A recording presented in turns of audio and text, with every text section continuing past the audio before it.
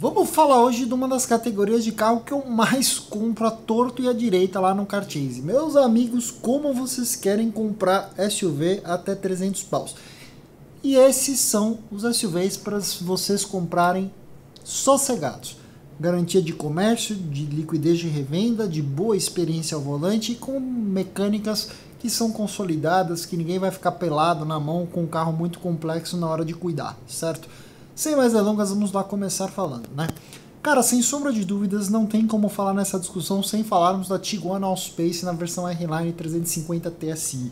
Aí muitos vão falar, porra, mas tem a opção desse carro abaixo de 200 mil reais. E sim, tem. Mas dos primeiros anos, e os carros que nós andamos olhando lá no Carchase abaixo de 200 mil reais, com uma procedência e uma qualidade para lá de duvidosa, certo? Carros legitimamente usados, cansados, debulhados. Aonde que nós começamos a encontrar a Tiguan R-Line em bom estado de conservação? Ali, entre 210 e 225 mil reais, você começa a ter a opção de escolher carros num baita estado. Carros completinhos, gente que teve carinho com o carro nos primeiros anos 2019, tá? Você leva para casa o carro que talvez seja o mais prático de todos que eu vou falar por aqui. Ok, ele não vai ter o mesmo distância de entre eixos ali na cabine, né? Para motorista, quem vai no banco traseiro com 2,79 m. Difícil de bater a praticidade, a utilidade com uma vantagem, né? Por ela não ter aquele escudo pesado Audi, Volvo, Mercedes, BMW no capô, ela é um carro até que é bem escolhido para quem quer chamar pouca atenção, né? Você leva o bom e velho motor EA888 com 2.0 turbo com 220 cavalos e 35,7 kg de torque. É basicamente configuração gêmea dos primeiros Golf GTIs, né? E gêmea do Volkswagen Passat. É o mesmo motor que você vai encontrar no Audi Q5, que você vai encontrar no Porsche Macan de entrada, apenas com uma calibragem um pouco mais mansa, mas que isso, inclusive, pode ser facilmente ajustado via preparação. Aliás, a Tiguan, se for muito bem preparadinha, sem grandes ousadias, ela vai muito bem sem grandes estresses, tá? O problema da Tiguan, a meu ver, cara, é que ela é um projeto que tem muitos altos e baixos, né? Você tem um painel digital, uma boa central de multimídia, você consegue desbloquear uma série de funções do carro que, inclusive, não eram disponibilizadas, né, como equipamento opcional pela Volkswagen, como piloto automático adaptativo, assistente de manutenção em faixa, mas tem aquela coisa de altos e baixos, né, alguns materiais mais crus, algumas coisas um pouco mais simples, mas cara, custo-benefício ali na porta de entrada dos 215 mil reais é imbatível para uma Tiguan R-Line a partir de 2019.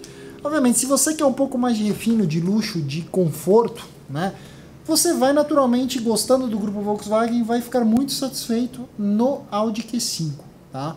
O Q5 que usa mais ou menos a mesmo trem de força, tá?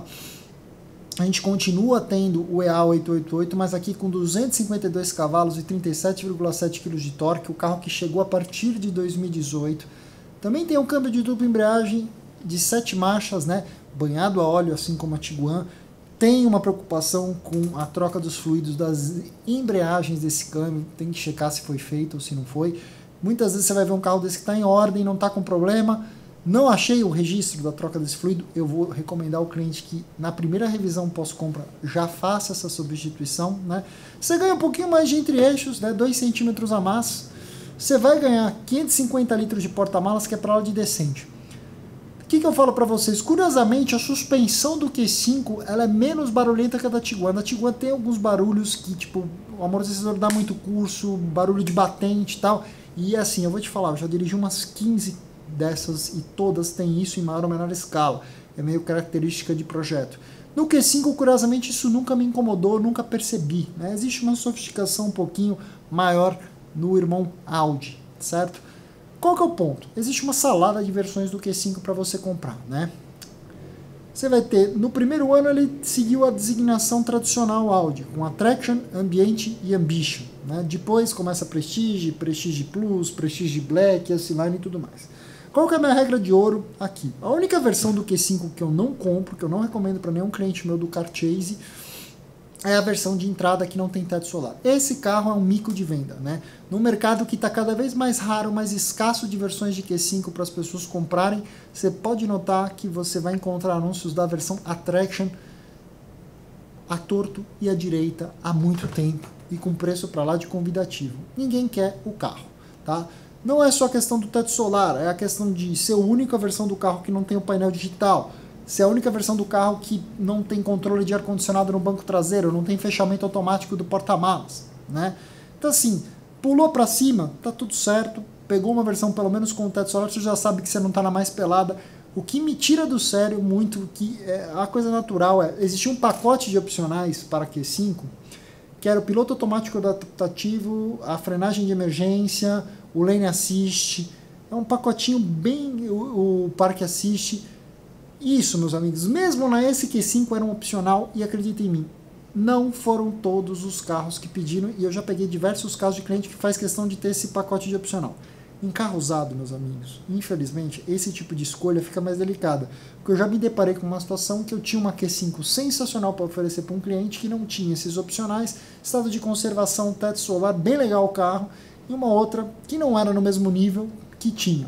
E o cliente sempre acaba guiando para a versão que tinha todos os opcionais, né? Faz parte da vida, o que eu diria, não se prenda, né? Não quer dizer que a Q5 sem esse pacote não tem um piloto automático, é um carro não muito completo. O carro é muito bom sim, só que eu acho que para comprar um SUV, que as pessoas já têm uma relação mais fria, menos íntima, já cuidam menos, o seu critério número 1 tem que ser estado de conservação, procedência, e não necessariamente opcional, cor do banco, etc. Mesmo porque hoje até a gente vê, cara, pô, 2 anos e meio, a época que eu tô gravando esse vídeo, fazendo o car chase, e desde o começo a gente sempre comprou bastante Audi Q5 aqui. Você acredita que tem carros anunciados que estão há mais de um ano aí no mercado, inclusive que não são versões de entrada? Por isso que eu falo, velho, tem que tomar cuidado, tem que saber onde está se metendo, entendeu? E o próximo carro que eu falo nessa linha, que é um dos carros que talvez seja o mais desafiador de encontrar, e eu não consigo justificar muito por quê. Porque a BMW vende o X3 ali a partir de 2018 em 3 grandes motorizações, né? Você tem a 20i X-Line, a 30i X-Line e a M40i, certo? M40i 6 cilindros, topo de linha, dificilmente você vai achar um carro num estado muito bacana e conservado, a época que eu estou gravando esse vídeo, abaixo de 300 mil. Mas você vai navegar entre duas outras versões da X3, que é a 20i de entrada e a 30i. A 20i tem até uma oferta razoável, que eu acho pouco motor para carro muito grande, né? Que ela é essencialmente uma 320i no corpo da X3. O ponto doce está na 30i X-Line, que né, você leva os 258 cavalos, 40,8 kg de torque. É um carro que inclusive é mais econômico, mais eficiente do que qualquer coisa da Volks. O câmbio F de 8 marchas faz milagre, é uma relação a mais de marcha. O carro trabalha quando você precisa, bem relaxado, com regime de rotação bem baixo, e as relações curtas dos F8 marchas fazem o carro andar muito. Só que é quase missão impossível achar uma 30i X-Line ali 2018, 19 abaixo dos 300 mil. Quando acha, some. E tende a ter um ágio, um prêmio maior em cima de uma Q5. Que, a meu ver, humildemente falando, apesar de eu achar até que o X3 tem algumas qualidades em cima da Q5, para mim não se justifica, não vejo o porquê. Eu acho que muito mais o estilo do que você gosta da experiência a bordo do carro do que propriamente porque o X3 é um produto muito melhor do que o Q5. Então muitas vezes você vai ver que você vai ter ofertas razoáveis de entre 245 e 265 mil de Q5, e essa X3 na versão 30i você vai acabar gastando por volta já bem próximo dos 275, 285, 290. Não acho que isso justifique, certo? E aí nós vamos falar do sueco, do Volvo, certo? O Volvo XC60, para mim, eu acho que numa liga de preços comparativa com o XC40, né, que é o produto de entrada, não faz sentido, por mais novo que seja, você gastar mais dinheiro ou uma liga de dinheiro equivalente para ter o produto de entrada no lugar do XC60, que é o produto intermediário, que a meu ver foi inclusive o carro que a Volvo fez um mercado muito bem feito, né?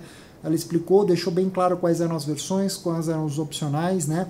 Então, em 2018, o XC60 chega para nós, aqui no Brasil, versões gasolina T5, diesel D5 e a T8 híbrida, né? Versões de acabamento, Momentum, Inscription e R-Design, né? Inscription e R-Design, basicamente o mesmo carro, com uma diferença mais da escolha do visual do carro, da roda, um visual mais sóbrio, mais conservador na Inscription, e o visual mais jovial, com as rodas, os para-choques mais agressivos na R-Design, né? Agora, o que acontece, né? A meu ver, eu acho que a Volvo faz um trabalho muito digno nas versões de entrada. Se você tivesse que comprar um produto de entrada, né, um carro desses na versão de entrada, a Volvo de longe é que te entrega mais automóvel. A partir de 2018 para 2019, mesmo a versão Momentum da Volvo da XC60 na motorização T5 gasolina, ela vai ter piloto automático adaptativo, lane assist, frenagem automática de emergência, vai ter teto solar panorâmico, vai ter painel digital, vai ter uma central de multimídia bem completa. O que você perde é um pouco de alguns trejeitos de design. A roda tem um aro menor, um pneu de perfil maior, as saídas do escapamento atrás são duas rodelas, ao invés de ser algo integrado no para-choque, né? Mas não é aquele pesadelo de você comprar a versão de entrada do Audi Q5, por exemplo, né? Eu acho um baita custo-benefício de verdade você ir na T5 gasolina com 254 cavalos e 35,7 kg de torque. É um carro que vai ter exatamente a mesma liga de desempenho, por exemplo, do BMW X3 30i, do Q5, e melhor até do que da própria Tiguan R-Line All-Space, né? Mas é um carro que, cara, puta, por incrível que pareça, a gente tem se deparado com um estado muito debulhado de automóveis no mercado, né? O Volvo, que tende a ser um automóvel que não é muito focado para pessoas que querem dirigir, abusar do carro, mas eu acho que também está pegando um perfil de proprietários muito relaxados, que estão usando o carro até meio derrubar mesmo, né? A gente, hoje, nesse instante, a gente tem até encontrado com mais facilidade ainda o Q5 de todos esses carros e, obviamente, a Tiguan R-Line, que teve uma tiragem muito grande no mercado do que boas condições de carros em bom estado de conservação para a Volvo XC60 e o BMW X3 lá no Carchase, tá?